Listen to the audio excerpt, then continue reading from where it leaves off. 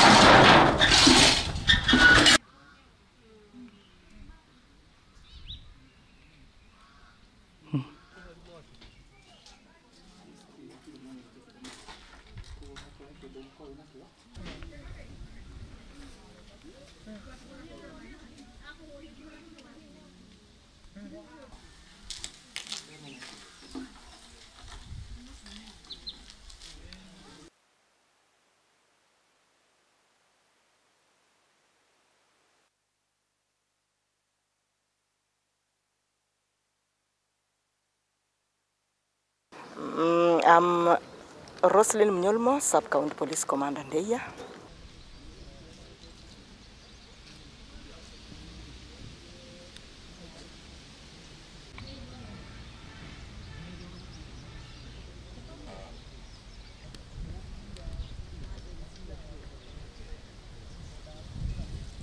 Saa polisi wafanye uchunguzi, sababu kwa saa hii wanakuja wakiwa wengi.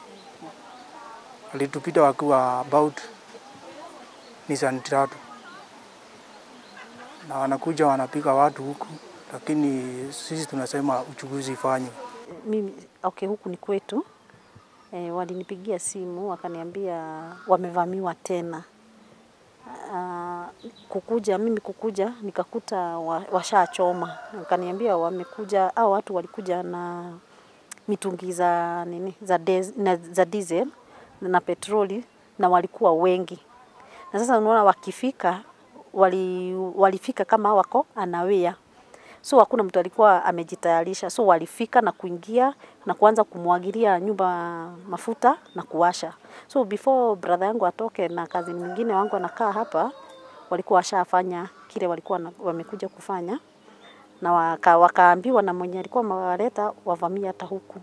Ndio walikuja kama wamekimbia, lakini hata wakavamia hata brother yangu, by the way wamemkata mkono na hapa, na wakavamia hata huyo mwingine kazini yangu wamemuumiza hapa na wamemkata. Ndio sasa before duru watu wasikie, walikuwa washafanya kile walikuwa wamepangia kufanya na wakaanza kutoroka. Lakini venye walitoroka kuna watu sasa watu wa kijiji venye walisikia, kuna wengine waliwafungilia ile ngambo ingine. Nasikia kuna wenye wameumizwa, wamechapwa, kuna mwingine bado ameshikwa na polisi walikimbia. Sasa wakikuja waliweza kukuta huyo akivamiwa. Ingia mmoja akachukua TV na mwingine akachukua simu ya father na vitu vingine sasa tunye uwezi jua juu unaona watu wakiingia wakiwa wengi uwezi jua mtu amechukua nini na nini, ndio wakatoroka. Wamevamia iboma wakijaribu uharibifu wa mali. Na hatuelewi mzozo inatoka kwa nani ama hii mambo inatoka wapi. Nyumba yake yote imeweza kuchomeka, kila kitu yake imeweza kuchomeka. Hii nyumba ni ya kazini yangu, anaitwa Karano, ndio ameweza kuchomewa nyumba. Yeah. Hii ni mara ya 3 yenye wameweza kuvamia, lakini hii mara ya mwisho ndio wameweza kuchoma kila kitu. Mara ya kwanza waliweza kuvamia na wakaiba vitu mingi sana na wakaharibu vioo na kila kitu hapa. Lakini sasa kwa hii mara ya 3 ndio wameweza kuvamia na kuiba vitu na kuchoma pia. Roslyn Mnyolmo, Sub-County Police Commander Ndeia. One house has been burned and 2 culprits have been arrested. The case is under investigation. Further report to follow.